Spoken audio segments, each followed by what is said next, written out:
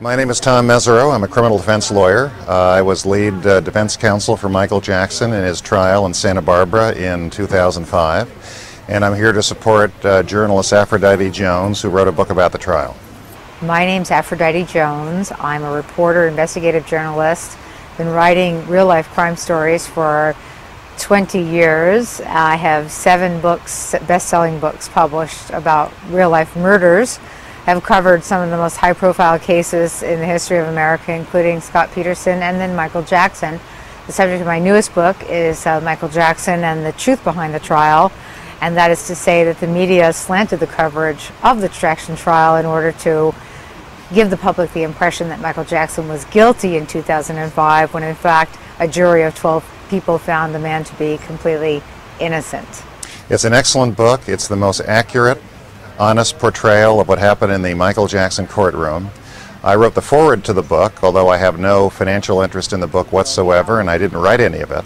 But I wrote the foreword because I wanted to make sure people realized this was the authentic, the actual story about what happened in that courtroom, and I support it. You know, the interest of the media in slanting any story is very simple. It's ratings, and we as a public feed that.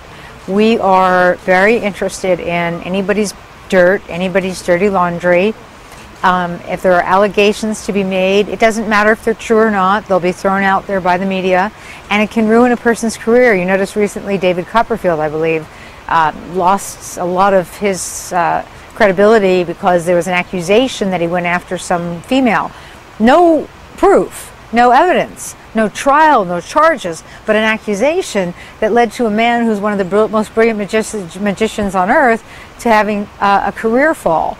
So this is something that's become prevalent. It's a huge problem in our society.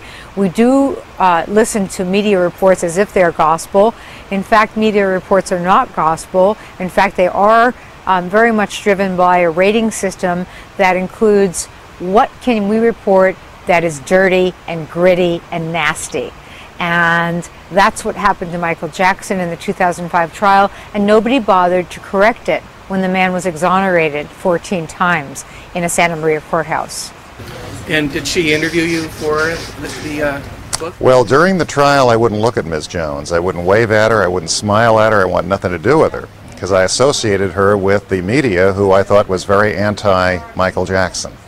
About a year after the verdicts, I bumped into her accidentally at an art gallery in Beverly Hills, and we started chatting, and I told her I wanted nothing to do with her during the trial. I didn't like her reporting. I didn't like what the media was doing, for the most part.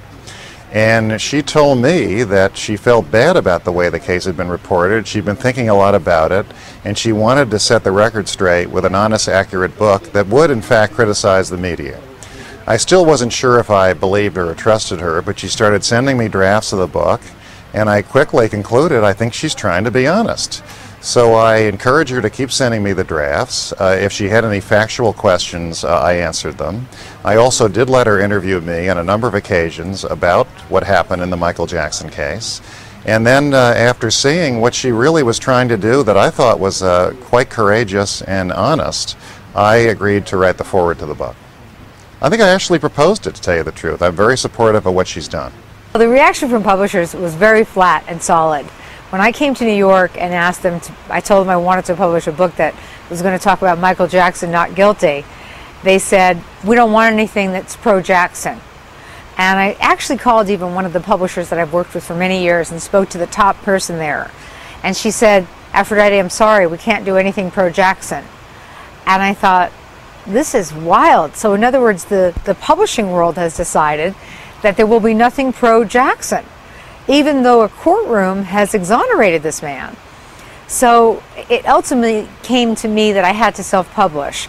And it's something that for me, as a New York Times bestselling author, having had 3 books made into films and all the rest of it, really was a hard nut to crack and a hard thing to swallow. But I decided that it was a work of love, a labor of love, that I should self-publish and get the story out there. And it has been worthwhile because I have people from all over the world Now, reading this and looking at what is the other side of the Michael Jackson story and realizing that there is a conspiracy, and the conspiracy is that the media has conspired to destroy this man's reputation and career. Well, I'm very proud of Ms. Jones for writing the book. I think it took some courage and some dedication, and I support the book, and I hope people read it, because it is the truth. And I think there's a collective embarrassment in the world of media, which includes publishing, about the way Michael Jackson was treated during this trial. The reporting was extremely biased, in many ways bigoted, it was narrow-minded, it was sensationalist, and it was designed to create stories. And I think they began to spin themselves about what was happening in the courtroom. And when there was a collective gasp over the 14 not guilty verdicts, I think they sort of went into a shell and wanted to move on to something else and not acknowledge their embarrassment. What was Michael Jackson like during the trial? He's a wonderful person. He's a very sensitive, kind-hearted individual, likes to see people do well, likes to think that he's made some contributions to the planet. He's tried to advance the cause of children around the world for many, many years. He used to have a rule that before he did a concert, he was always visit a children's hospital, and he did his best to help children with disabilities, children who are deformed, children who have diseases, children who have problems. He always turned Neverland open to inner-city kids who he felt didn't have the opportunities that he wanted to give them at Neverland, to enjoy themselves, to have fun, to be around animals, to be around beauty. He's a wonderful person, and I think very, very highly of him. What type of access did you have for information about the trial? Where did you get your information?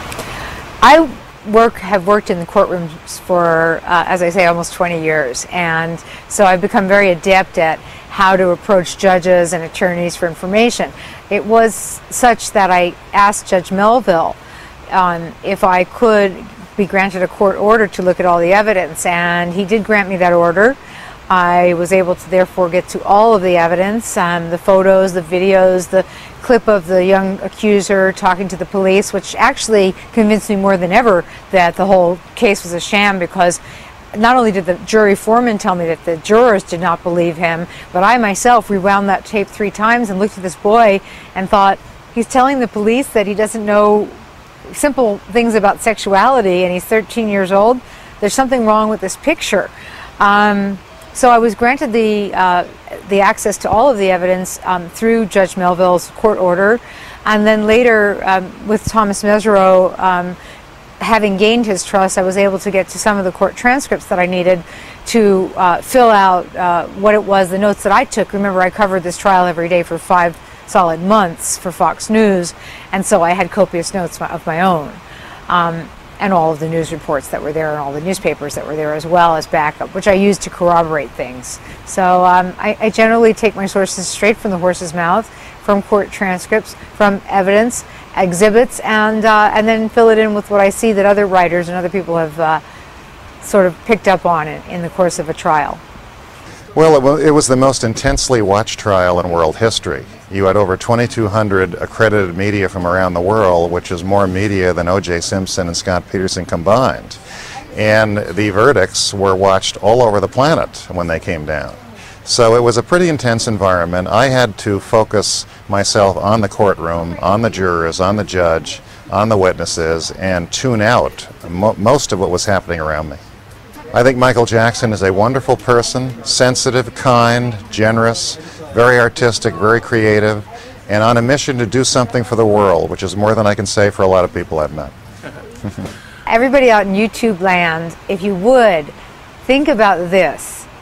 Michael Jackson is the #1 entertainer known to the world. Why are we still crucifying this man? He was found not guilty.